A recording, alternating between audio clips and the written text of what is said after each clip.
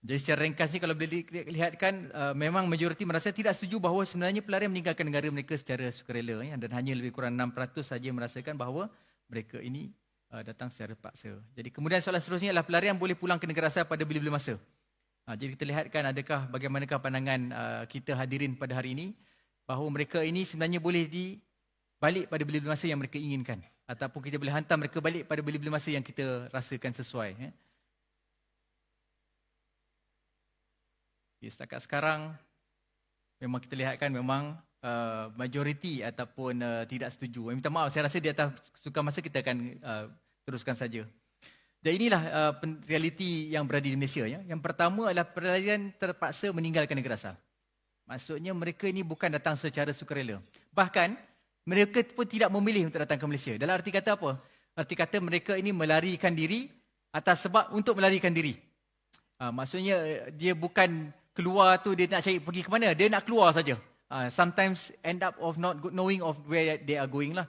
Jadi kalau ikut definisi daripada Refugee Convention, pelarian ini yang mereka yang menyelamatkan nyawa daripada konflik dan peperangan, dan juga mereka yang lari daripada negara yang disebabkan ketakutan yang berasaskan penganiayaan ataupun penindasan atas sebab kaum, agama, kewarganegaraan, keahlian kumpulan sosial tertentu dan pendapat politik.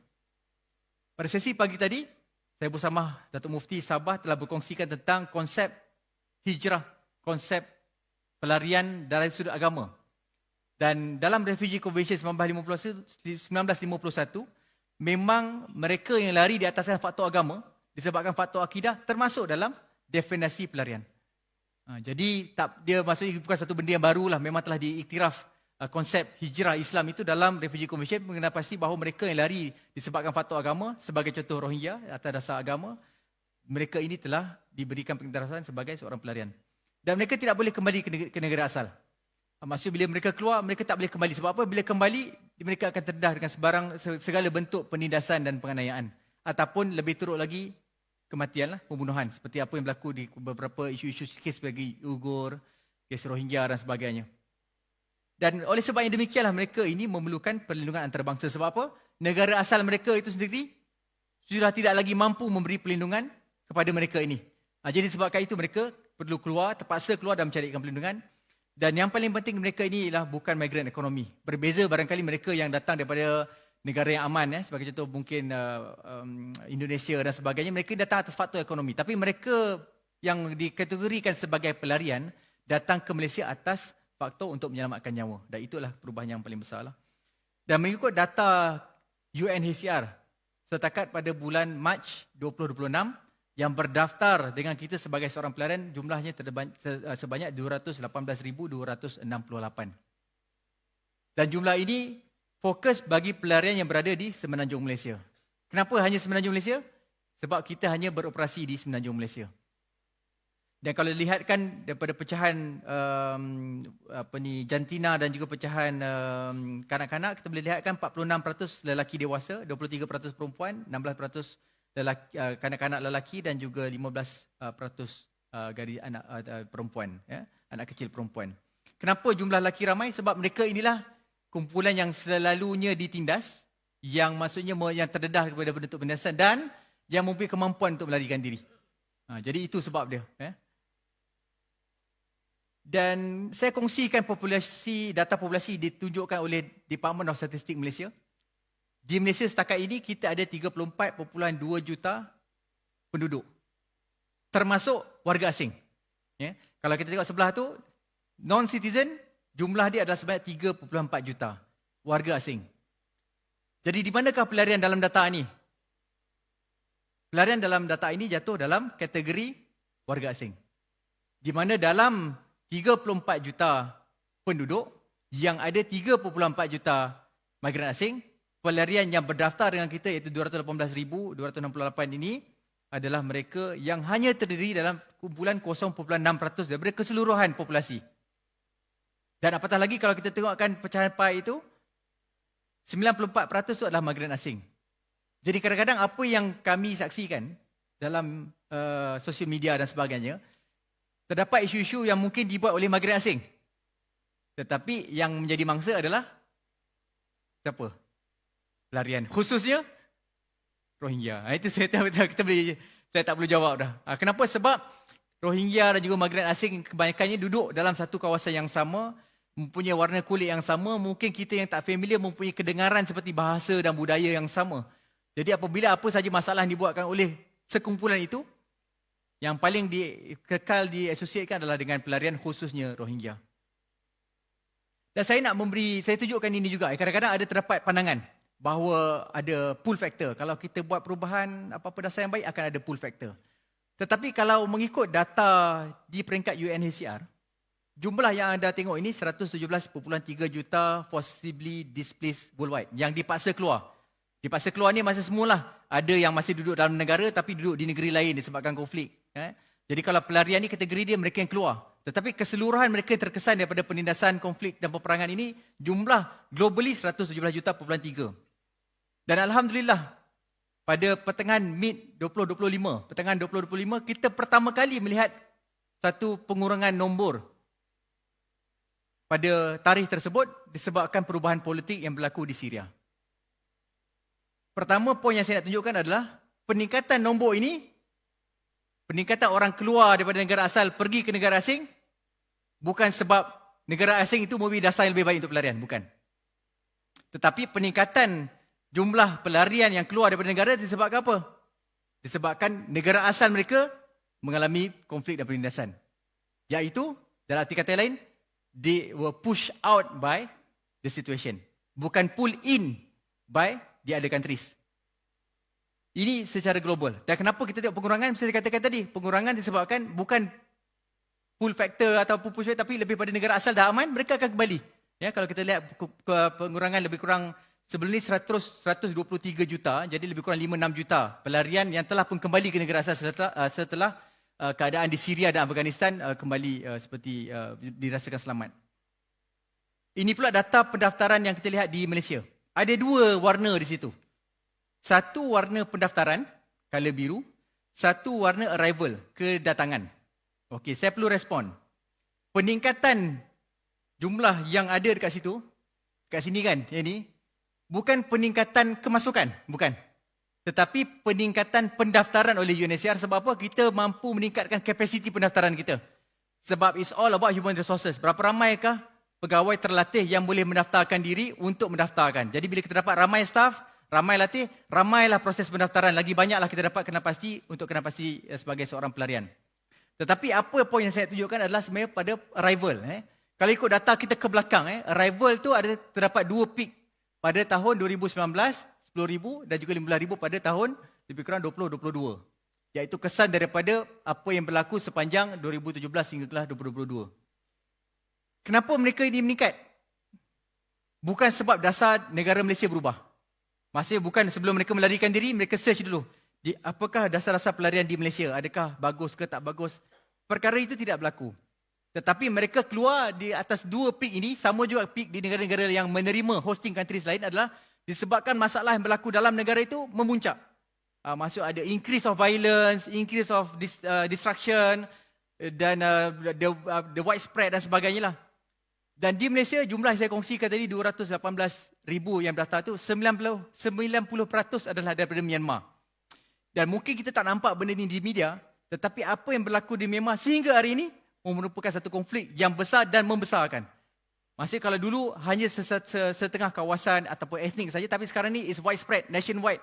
Di mana negeri-negeri lain seperti Chin, Kachin, Chan dan sebagainya semua terlibat dalam bentuk peperangan di antara junta dan juga tentera pemisah. Disebabkan itu rakyat, orang awam yang tidak terlibat dalam peperangan terpaksa melarikan diri dan hence kenapa mereka keluar daripada negara mereka mencari tempat yang lebih baik. Dan bila saya kata tempat lebih baik ini sekali lagi bukan mereka memilih. Sebab pada akhirnya this is the real story of human trafficking lah. Di mana multi-billion punya industri mampu membuat satu industri membenarkan atau memberikan mereka jalan keluar. Soalan seterusnya. Berapa lama? Tinggal 24 je yang tinggal dalam grup ni. Yang lain dah gugur dah. Tapi boleh scan balik. Boleh scan balik dan nak tanya tentang soalan. Adakah pelarian sebenarnya dibenarkan bekerja di Malaysia? Jadi ada yang kata tak betul. Pelarian tidak dibenarkan bekerja di Malaysia. Jadi 20% pun tidak pasti. Dan kemudian yang betul belum lagi respon. Maksudnya ia boleh dibenarkan bekerja di Malaysia. Ya? Nak jawab lagi ke? Nak jawab kita boleh buka balik. Tak ada masalah. Takut. Kita ada 24 saat. Kita tengok apakah pandangan daripada hadirin hadirat sekalian berkenaan dengan isu dasar ini. Ya. Maksudnya jumlah betul tu dah naik lah. Maksudnya 5% kata boleh bekerja di Malaysia dan 20% tidak pasti. Tetapi majoriti merasakan bahawa pelarian tidak dibenarkan bekerja di Malaysia. Okey. Terima kasih 65 orang yang menjawab. Jadi dari sudut pekerjaan, dasar sedia ada sekarang. Dasar dia adalah pelarian tiada hak bekerja secara formal. Tetapi diberikan kebenaran bekerja di sektor tidak formal. Ini jawapan yang diberikan dalam Parlimen. Boleh tengok di website Parlimen pada tarikh 25 Mei 2023 di mana YB Menteri Dato' Armizan, Jabatan Perdana Menteri Hal Ehwal Sabah Sarawak dan tugas khas menjawab bahawa pelarian boleh bekerja dalam sektor tidak formal seperti bekerja sendiri bagi tujuan sara hidup. Jadi apakah definisi pekerjaan tidak formal? Yang itu tak ada dalam jawapan ini. Tapi kefahaman kita adalah apa yang berlaku sekarang, mereka bekerja di potong rumput, angkat besi buruk, cuci pinggan, waiter. Jadi kefahaman kita sektor-sektor tidak formal ini merangkumi sektor yang mungkin tidak melibatkan kontrak ataupun long term, permanent dan sebagainya lah. Gaji hari dan sebagainya. Itu dibenarkan bagi pelarian. Dan saya ambil maklum tentang soalan tadi, mengapa walaupun Parlimen kata mereka boleh kerja dalam sektor tidak formal, tapi mengapa masih ditangkap? Ataupun masih dihalang, ataupun majikan masih disaman dan sebagainya. Sebab ini hanyalah dasar, bukan undang-undang. Maksudnya secara undang-undang tidak ada, dia terletak pada budi bicara, budi bicara bagi penguatkuasa dalam menterjemahkan pelaksanaan dasar kebolehan untuk bekerja ini. Okey, kemudian soalan seterusnya, kanak-kanak pelarian mempunyai peluang pendidikan di Malaysia. Adakah betul mereka sekarang ini mempunyai peluang pendidikan? Dan saya tak katakan soal kebangsaan ke apa, but we are talking about general access to education. Do you think that refugees shouldn't have access to education? Ya? Jadi lebih kurang 60% mengatakan mereka ada akses kepada education. Tetapi 30% lagi merasakan mereka tidak ada akses langsung kepada pendidikan. Mengikut data kami, kanak-kanak pelarian tidak diberi akses ke pendidikan formal, i.e. sekolah kebangsaan, sekolah menengah dan sebagainya lah. Hanya 31% kanak-kanak pelarian dapat akses ke pendidikan. Bila kita katakan akses ke pendidikan ni, sebenarnya dia some sort of education, bukan pendidikan secara total. Sebab apa? Sebab yang memberikan pendidikan ni adalah 181 pusat pendidikan yang data yang kita ada, yang dikenal yang memberikan pendidikan, yang dianjurkan mungkin oleh NGO, dianjurkan oleh komuniti mereka sendiri, ada yang buka rumah kedai, ada yang guna rumah, ada yang guna bilik jadikan madrasah, belajar mengaji, itu pun banyak lagi jenis-jenis pusat pendidikan yang pelbagai. Dan saya gunakan some sort of education sebab tak ada silibus, tak ada real exam. Jadi ini yang kita akan rungkailah nanti selepas nanti oleh Dr. Farhan ini, tentang kajian beliau berkenaan dengan akses pada pendidikan. Terusnya, pelarian boleh mendapatkan perkhidmatan kesihatan di Malaysia. Apa pandangan anda? Adakah mereka boleh mendapatkan perkhidmatan kesihatan di Malaysia?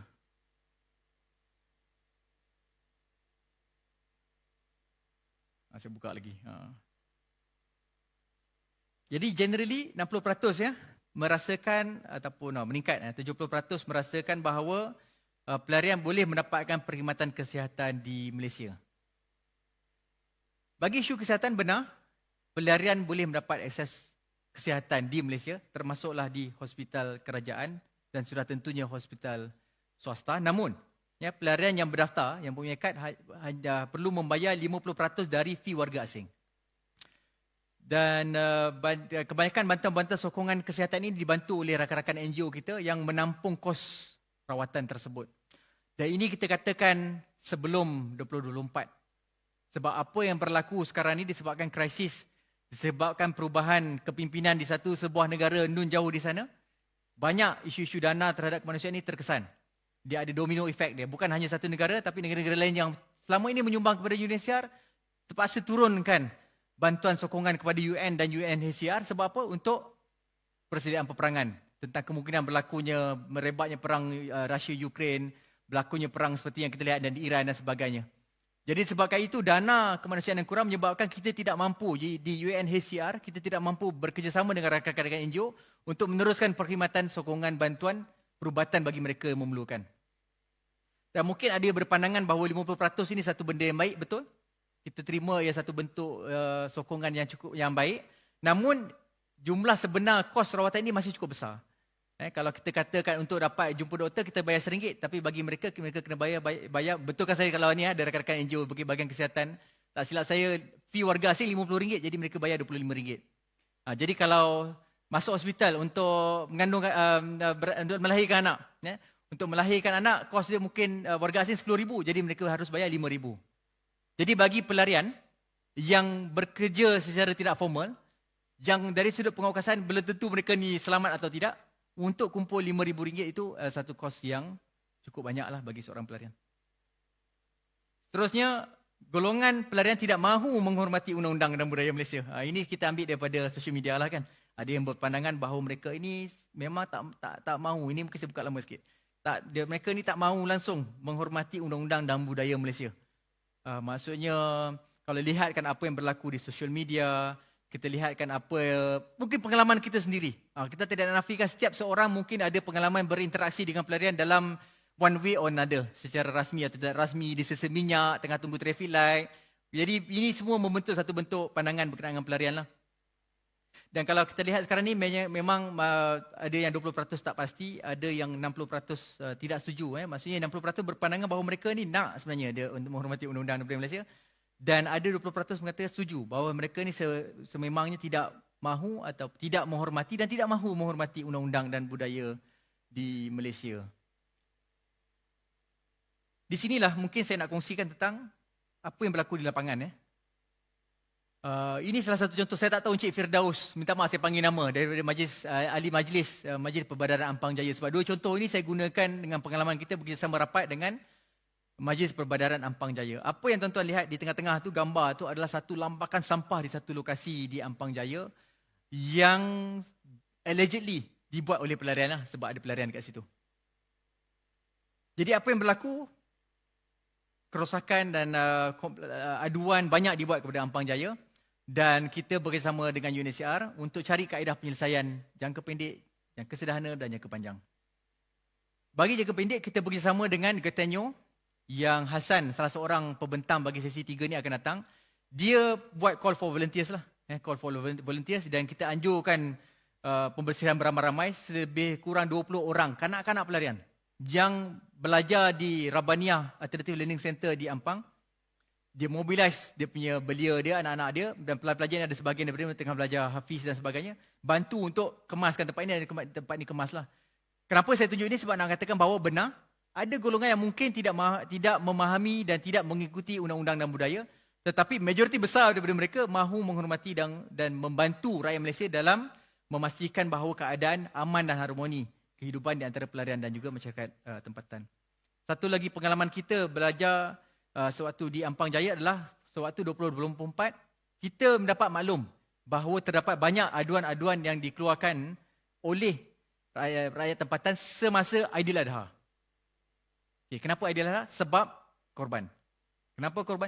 Sebab Rohingya ini, dia terutama Rohingya lah, kita cerita pasal Rohingya sebab inilah 60% lebih kurang daripada adalah Rohingya. Mereka mazhab Hanafi. Mengikut mazhab Hanafi, korban ataupun sebenarnya apa-apa saja sunat muakkad adalah wajib. Jadi korban pada kita mazhab Syafi'i adalah sunat muakkad. Satu benda yang baik, dia anjurkan tu buat sebab Nabi tak pernah tinggal. Tetapi bagi Hanafi, iaitu Rohingya, korban adalah wajib. Jadi nak tak nak, mampu tak mampu, keluar duit buat korban. Okey, jadi isu dia kenapa? Isu dia adalah mereka ni buat korban sendiri. Di tempat sendiri dengan cara mereka yang tersendiri. Dapatkan lembu entah datang daripada mana, sembelih dekat traffic light, dah sembelih bawa pula kepala lembu, pusing-pusing dekat jalan, darah tumpah tengah jalan, ada yang buat depan rumah Hindu dan sebagainya. Jadi isu aduan terlalu banyak di Ampang Jaya. Dan kenapa Ampang Jaya? Sebab Ampang Jaya adalah tempat lokasi yang terkumpul lah kalangan Rohingya. Jadi kita buat program dengan Ampang Jaya. Apa kaedah program? Kita war-warkan kepada orang pelarian, kalau nak buat dengan surau yang pertama ataupun masjid di lokasi. Kalau duduk di Ampang Jaya, sekarang ni kita kerjasama dengan Ampang Jaya dan kita kerjasama dengan satu developer yang ada tapak di situ. Kita buka tapak ini untuk pelarian semua, bawa semua lembu datang kat situ. Dengan bayaran fee, kita sediakan tapak, kita sediakan bantuan pembersihan dan sebagainya. Jadi untuk mereka bawa lembu mereka lah, tinggalkan dekat situ. Dan sebelum saya terlupa, di antara amalan-amalan korban yang sering mereka amalkan, dan itu kenapa kadang-kadang kita tengok ada lembu berada dalam rumah flat dan sebagainya, ataupun kambing. Sebab apa? Sebab berbeza dengan kita bayar buat korban, jalan, selesai, khalas. Bagi pelarian ni, dia ada amalan dia sendiri, iaitu kena jaga lembu tu. Dia kena mandikan, dia kena bagi makan. Sebab apa? Sebab ini adalah korban ataupun hadiah daripada Allah SWT yang akan menerima dia di syurga nanti. Jadi dia jaga, dia mandikan, shampoo kan, wangi dan sebagainya. Dan ini realiti dia. Kadang-kadang ada 2 minggu lembu tu sampai. Kan, 2 minggu itulah jaga. Jadi 2 minggu berak, kencing semua, tapi dia bersihkan. Itu yang pertama. Yang kedua pula, kenapa dia tak nak buat dengan surau masjid kita? Jawapan yang kita dapat adalah, lembu-lembu orang Malaysia kecil. Dia nak lembu yang besar, dia nak yang sadar. Sebab tu kalau tengok lembu mereka ni, dan di Ampang Jaya ni, pada pertama kali kita buat di tapak tu, sebanyak 250 ekor. Di Ampang Jaya saja, 250 ekor tuan-tuan dan puan buat korban. Tetapi disebabkan kerjasama kita dengan Ampang Jaya, disebabkan kerja-kerja orientasi budaya kita buat lebih awal, kita jumpa dengan komuniti, kita explain macam mana nak buat korban, datang pergi Ampang Jaya, kita bagi kontak ke telefon ini dapatkan dan sebagainya. For the first time mengikut Ampang Jaya, 0 komplain. Tak ada komplain daripada orang awam sebab buat dalam keadaan yang teratur dan terkawal dan sebagainya. Ini membuktikan bahawa pelarian sebagaimana rakyat Malaysia, secara umumnya kita nak ikut undang-undang. Tapi kadang-kadang kita tak diberi peluang untuk ikut undang. Kita tidak diberitahu, kita tidak diberi makluman dan sebagainya lah. Oleh sebab itulah, saya gunakan contoh ini untuk membuktikan bahawa kita harus beri peluang. Sebab kalau soalan tadi saya tanyakan, rakyat Malaysia tidak mahu mengutip undang-undang dalam budaya Malaysia. Adakah anda setuju atau tidak setuju? Maksudnya nama pelarian, nama tu is just as human as we are. Kalau kita kata saya guna penduduk Selangor tidak mahu menghormati undang-undang dalam budaya Malaysia kan. Atau penduduk Ampang Jaya tidak. Maksud perubahan nama. Pada akhirnya mereka manusia dan memang akan ada yang macam ini. Yang tak nak ikut degil, tak ikut undang-undang dan sebagainya. Tapi ada juga kisah-kisah di antara mereka, contoh anak-anak muda ini yang bukan saja nak ikut tapi menggerakkan komuniti untuk pastikan bahawa golongan-golongan pelarian ini mengikut adat dan budaya di Malaysia. Jadi itu saja. Dan ini adalah contoh program-program orientasi budaya yang kita buat di UNHCR dengan kerjasama kumpulan sokongan pelarian. Mereka ni ada pelarian yang buat kumpulan mereka sendiri. Kita buat discussion dan sebagainya. Dan kita datangkan modul orientasi budaya. Macam mana nak duduk di Malaysia? Apa adat budaya dia? Makan sirih buat apa? Sekecil benda itulah. Kalau nak makan sirih boleh. Pastikan bawa plastik dalam poket. Nak ludah dalam plastik dalam poket, kemudian buang. Jadi ini bentuk-bentuk orientasi budaya yang kita buat dan mendapat sokongan lah insya-Allah oleh Jabatan Perpaduan. Kita akan lebih banyakkan lagi aktiviti-aktiviti ini di satu negara. Sebab saya maklumkan tadi disebabkan krisis kewangan yang kita hadapi, kita tak dapat lagi nak mobilisasi pegawai-pegawai kita keluar daripada Lembah Kelang. Pejabat, untuk makluman pejabat UNHCR hanya berada di Kuala Lumpur sahaja. Berbeza pada 2025 kita ada lebih kurang 170 staf. Pada tahun 2026 kita hanya ada 70 staf. Dulu tim yang membuat orientasi budaya sebagainya lebih kurang ada saya tengok mungkin dalam 12 orang lah kot. Sekarang lebih kurang ada 5 aja. Untuk jaga satu Malaysia. Untuk jaga 280,000 yang berdaftar.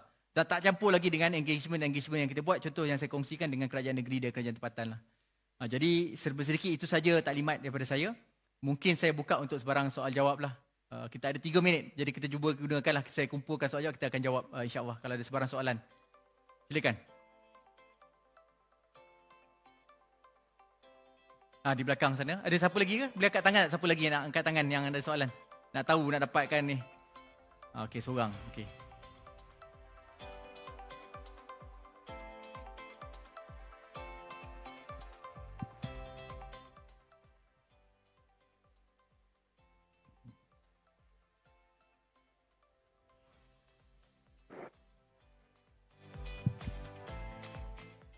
Hello, Assalamualaikum Tuan. Apa khabar? Saya Azad daripada UKM.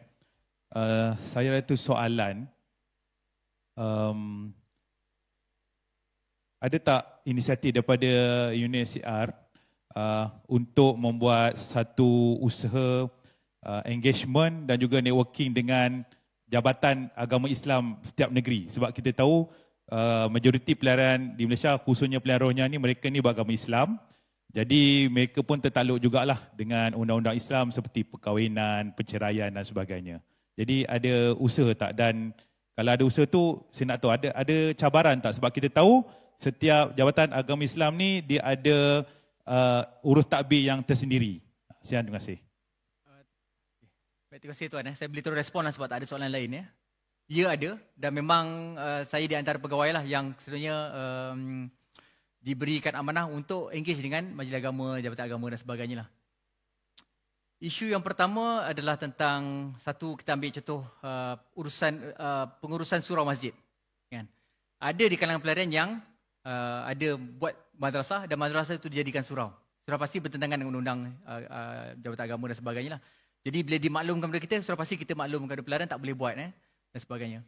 Tapi secara umumnya memang kita hadapi cabaran ataupun dalam untuk buat engagement dengan jabatan agama di negeri. Sebagai contoh, selalu respon yang kita dapat adalah jabatan agama bukan jabatan yang sesuai untuk kita engage lah selalunya sebab isu punca kuasa. Kenapa jabatan agama nak berurusan dengan isu pelarian lah. Jadi selalunya cabaran pertama yang kita hadapi adalah to make the case lah. That memang jabatan agama lah jabatan yang kita nak jumpa. Disebabkan isu-isu yang saya katakan, pengurusan, kemudian ada tauliah, tak cerita lagi kadang-kadang ada yang di kalangan pelarian ini yang memang mengajar. Contoh ustaz ni, yang kita punya Qori, dia ada di madrasah dia mengajar. Jadi ada beberapa perkara yang kita rasa sesuai lah untuk kerajaan jabatan agama take up lah. Dan yang kedua, cabaran yang kedua adalah barangkali apa kita kata resources lah. Macam saya kata, UNSR hanya pejabat di Kuala Lumpur. Jadi kita tak banyak pergi ke negeri-negeri lain. Sebab itu dari sudut prioriti sebelum ini kita pergikan 3 ataupun 4 negeri yang utama lah. Kuala Lumpur, Selangor, Pulau Pinang dan Johor. Sebab inilah 4 negeri yang mempunyai populasi terbanyak lah di kalangan pelarian. Boleh tengoklah kat peta belakang tu. Kalau belum jalan-jalan lagi, kita boleh tengok taburan populasi pelarian. Jadi di 4 negeri ni. Dan kemudian kita engage juga dari sudut memahami tentang faktor isu zakat lah. Jadi zakat ini ada negeri yang di Kuala Lumpur telah pun difatwakan bahawa pelarian ini diatur di bawah Ar-Riqab. Salah seorang penerima di bawah yang dihamba lah selagi mana tidak dibebaskan. Bagi golongan mustadafin yang masih lagi ditindas, mereka akan jatuh bawah Ar-Riqab untuk diberikan bantuan. Tetapi sekali lagi, ini bergantung pada negeri. Yang kita tahu sebelum maklum adalah Mawib memang menerima pelarian. MAIS sebelum ini pernah memberi sokongan, tapi sekarang ini saya rasa masih di peringkat permohonan untuk tahun ini. Silap saya sebab dia membantu terus dengan pendidikan alternatif yang berada di Selangor. Pulau Pinang pernah bagi, Perlis pun juga mempunyai fatwa yang sama, tetapi tak ada konsistensi lagi lah. Jadi saya rasa dari sudut engagement itu berbeza. Tapi sudah pasti bila ini bukan hanya berhubung dengan engagement dengan Jabatan Agama Negeri. Sebab tu kita juga cuba berusaha berhubung dengan kerajaan negeri dan kerajaan tempatan. Kenapa? Sebab pada akhirnya kerajaan negeri, khususnya kerajaan tempatan lah, adalah salah satu agensi yang berhadapan secara terus dengan isu berkaitan dengan pelarian. Sebab mereka inilah yang have to deal every day. Mereka ni berniaga, mereka ini bawa motor tanpa lesen, mereka ini. Jadi sebab itu engagement kita untuk memastikan bahawa kehadiran UNHCR bersama dengan rakan NGO Kumpulan Sokongan Pelarian untuk memastikan kita ada ekosistem yang baik dalam mengelak in preventing this issue from happening lah. Sebab kadang-kadang sudah pasti kita nak pastikan rakyat Malaysia juga faham situasi mereka dan pada masa itu kita nak juga pelarian faham tentang kaedah untuk hidup di Malaysia mengikut undang-undang dan budaya di negara kita lah. Soalan 1. Ada mic belakang mana? Very basic question because we were wondering, walaupun pernah dengar sebelum ni, pelarian tidak boleh bekerja ni sebenarnya is it satu undang-undang ke peraturan by Malaysian government atau by UNHCR? Thank you. Okey, apa-apa undang-undang atau dasar memang bukan tugas UNHCR lah. Kita tidak, we are not here to replace the government lah. Government, kerajaan yang mempunyai kuasa penuh dalam buat undang-undang dasar. Secara perundangannya, kita tak ada akta pelarian. Jadi kita, undang-undang yang terpakai bagi pelarian adalah akta imigresen. Kalau mengikut akta imigresen, mereka ini adalah pendatang asing tanpa izin. Semudah itu. Jadi pendatang asing tanpa izin tidak boleh bekerja lah. Jadi apakah implikasi lain? Implikasi lain juga sama bahawa akta imigresen. Contohnya isu tak boleh, rakyat Malaysia tidak boleh memberi sewa kepada pendatang asing tanpa izin. Tapi isu dia adakah pelarian, adakah pelarian ini sama dengan pendatang asing tanpa izin? Jadi di situlah kami kira ada orang kata apa, untuk realign lah dasar-dasar yang ada. Dan alhamdulillah macam dimaklumkan tadi, ataupun untuk dimaklumkan kepada mereka yang belum tahu, pada Januari 2026 memang kerajaan pun telah mengambil inisiatif untuk buat dokumen pendaftaran pelarian lah, dia uruskan oleh kerajaan. Jadi saya rasa Sefaham kami memang akan ada dasar-dasar lain yang akan follow through lah tentang akses bekerja, tentang perkara lain yang mungkin kita pun tidak mendapat maklum tentang dasar penuhnya. Tapi insyaAllah perkara ini di bawah perhatian dan tindakan kerajaan semasa insyaAllah. Jadi kalau itu saja, YB, minta maaf sebab YB. YB Mumtaz, di antara rakan baik UNHCR lah. Terima kasih banyak sudi hadir YB. Assalamualaikum warahmatullahi wabarakatuh. Tahniah kepada penganjur kerana menganjurkan program hari yang sangat baik. Cuma isu saya ialah bila kita menghadiri program, contohnya Global Refugee Forum di peringkat antarabangsa, kita dapati daripada data tadi 117 juta refugee seluruh dunia itu, saya percaya 90% adalah Muslim. Tetapi di peringkat NGO antarabangsa tidak ada satu governing ataupun satu coalition yang besar yang menggabungkan refugee union ini di kalangan orang-orang Islam. Kerana membabitkan isu akidah, membabitkan isu mazhab, membabitkan isu banyak perkara yang berkaitan dengan Islam. Jadi soalan saya baru melihat buku The Right of Asylum Between Islamic Sharia and International Refugee Law yang rupanya dikeluarkan juga oleh pihak UNHCR. Tapi sekarang perkara ini tak pernah kita lihat diadvokasikan di mana-mana peringkat.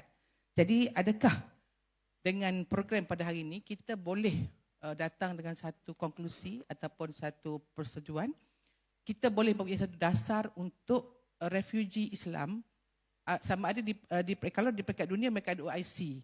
Kita di peringkat refugee tidak ada satu kesatuan besar yang boleh memberikan pandangan kepada mufti-mufti, memberikan nasihat kepada kerajaan-kerajaan dan ataupun orang Islam sendiri bagaimana nak menghadapi perkara ini. Jadi saya cadangkan supaya mungkin lepas ni UNHCR boleh anjurkan satu program yang lebih besar, yang lebih international untuk menggabungkan semua fuqaha-fuqaha bagi melahirkan satu fiqh refugee yang sangat besar, yang sangat relevan kerana kebaikan mangsa adalah orang Islam. Dan yang kedua, mempunyai suatu senarai NGO-NGO yang memberikan pendidikan kepada refugee ini di kalangan orang Islam. Kerana bila kita hadir di Geneva untuk Global Refugee Forum, kita dapati pendekatan yang digunakan sangat tidak Islamik lah, sebab yang kontrol tu bukan orang yang ada pendidikan atau kefahaman Islam. Jadi ini perkara perlu, dan kalau kita lihat tadi, kalau dalam negara kita pun majoritinya adalah juga refugee. Dan yang kedua berkenaan dengan dasar. Di peringkat tadi kita dengar pembentangan daripada semua pembentang telah mengukakan keadaan yang berlaku di Malaysia. Kita negara yang sangat baik, sangat terbuka. Tapi kalau buka sangat-sangat pun datang ramai sangat.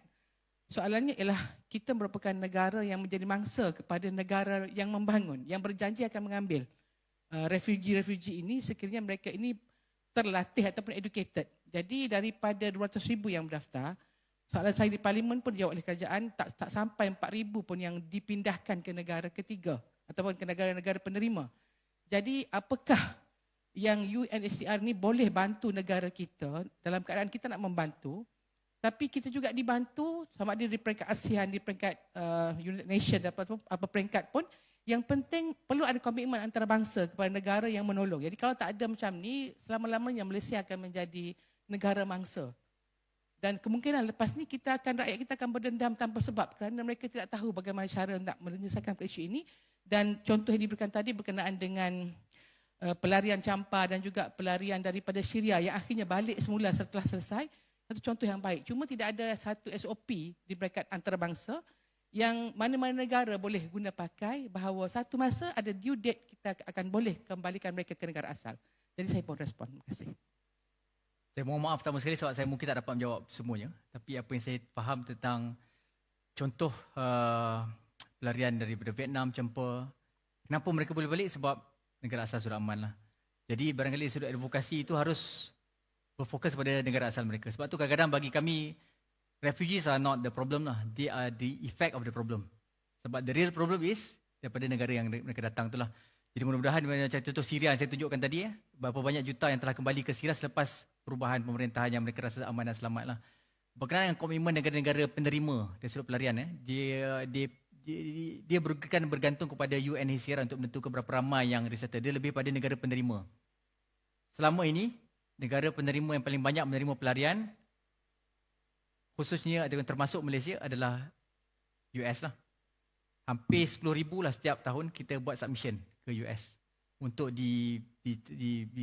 dinilai dan juga diterima ke US, di mana mereka ini akan diberi pendidikan, peluang pekerjaan dan sebagainya lah. Tapi sudah pasti disebabkan perubahan kepimpinan di sana, jadi pintu itu ditutup sepenuhnya lah. Jadi itu memberi kesan kepada, macam saya katakan, dia domino effect, negara-negara lain pun terpaksa lah. Sebab dana, kena fokus lain dan sebagainya lah. Sebab itu di peringkat UNHCR di Malaysia, kita fokuskan masalah yang berada di Malaysia. Dan mungkin saya nak cerita panjang lagi tentang masalah cabaran-cabaran dari sudut agama.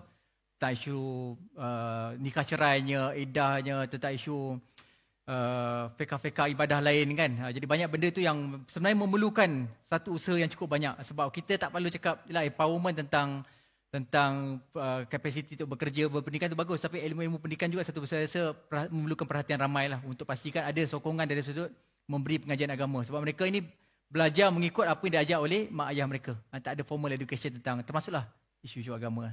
Jadi minta maaf YB, saya tak dapat nak respon banyak. Setakat itu saja respon yang saya boleh berikan setakat ini. Cuma nak maklumkan di hari ini bukan sahaja saya seorang daripada UNHCR. Ada staf-staf, sahabat-sahabat yang lain. Kalau mungkin saya boleh minta untuk staf-staf UNHCR berdiri, boleh tak?